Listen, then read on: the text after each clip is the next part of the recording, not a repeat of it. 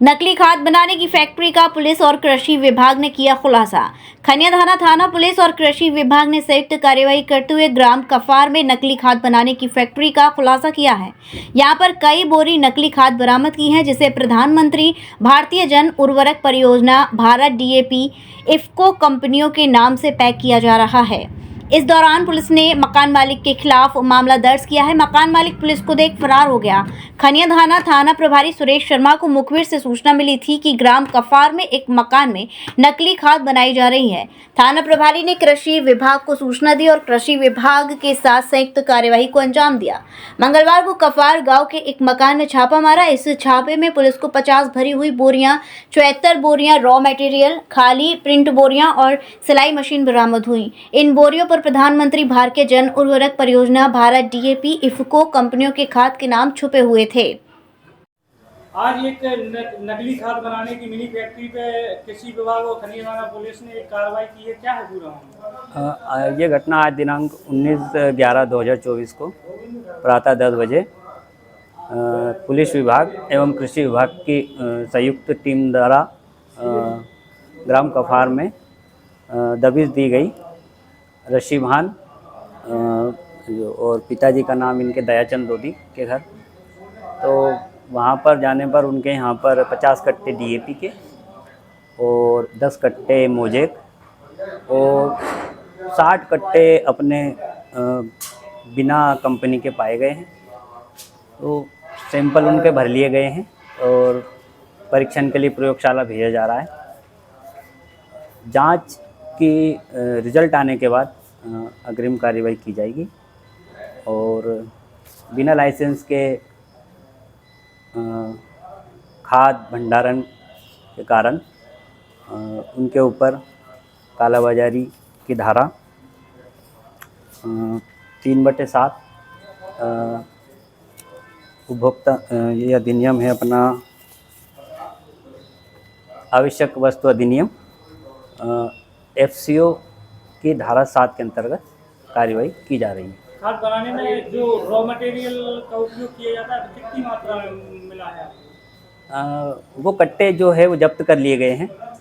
अभी जो मैंने जैसा आपको मैंने बताया 50 कट्टे डीएपी के इफ्को कंपनी के और 10 कट्टे मोजेक डीएपी 1846 और अपने 60 कट्टे बिना कंपनी के नाम के रॉ मटेरियल के तौर पे पाया गया है।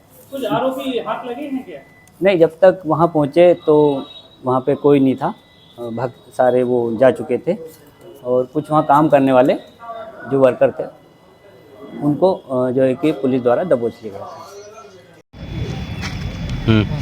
भैया, आपके गृह निवास में एक अवैध खाद बनाने की फैक्ट्री पे कार्रवाई हुई है। क्या है पूरा मामला?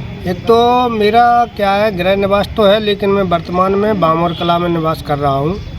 दूसरी बात, मुझे पुलिस द्वारा सूचना मिली कि तुम्हारे गांव में ऐसा ऐसा खाद नकली बनाया जा रहा है।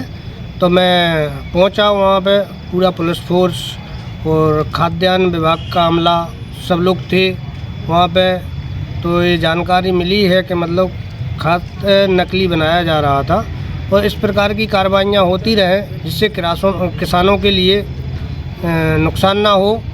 और मैं तो धन्यवाद देना चाहता हूँ टीआई साहब और प्रशासन के लिए जो ऐसे नकली खातों पर कार्रवाई करते हैं, वो करते रहें। क्या किसानों को इसका खामियाजा नहीं भुगतना पड़ेगा अगर इस तरह का खाद उपयोग में लाएंगे? तो बिल्कुल, किसानों से संपर्क टीआई साहब कर रहे हैं। जहाँ जहाँ किसानों ने लिया है तो उन लोगों को और गिरफ्त में लेंगे टीआई साहब। मैं भी चाहता हूं कि जल्द से जल्द जो किसानों ने ले लिया है, रख लिया है, उनसे वापस आ जाए और इनसे पैसे दिलवाए जाए, इन पर कार्रवाई की जाए जिन्होंने दिया है। जो आज एक अवैध खाद पे कार्रवाई हुई है, क्या है पूरा मामला? आज सुबह जरिए मुझको सूचना प्राप्त हुई, ग्राम कफार में ऋषिभान लोधी अपने मकान में भारी मात्रा में अवैध रूप से डीएपी खाद का निर्माण कर रहा है। उक्त सूचना के आधार पर दबिश दी गई तो वहाँ पे काफ़ी मात्रा में अवैध रूप से डीएपी की खाद की बोरी भरी हुई पाई गई तथा रॉ मटेरियल जिससे वो खाद निर्माण कर रहे थे वो भी पाई गई। एक मशीन मिली है जिससे वो खाद की बोरियों को सिल रहे थे। कोई अलग अलग कंपनी की खाद निर्माण कर रहे थे? नहीं, कंपनी का जो डीएपी खाद होता है ना, उसी के हूबहू नकल करके उसकी बोरियों में खाद पैक कर रहे थे। कुछ आरोपी यहाँ लगे हैं? नहीं, आरोपी फरार हो गया है। जिसको घर मालिक था, जो ऋषि लोधी था, वो घर से फरार हो गया है। उसके विरुद्ध एफआईआर दर्ज की जा रही है। तत्काल खाद्य विभाग को बुलाया गया और खाद्य विभाग के द्वारा संयुक्त रूप से कार्रवाई की गई। करीब कितना माल बरामद हुआ है?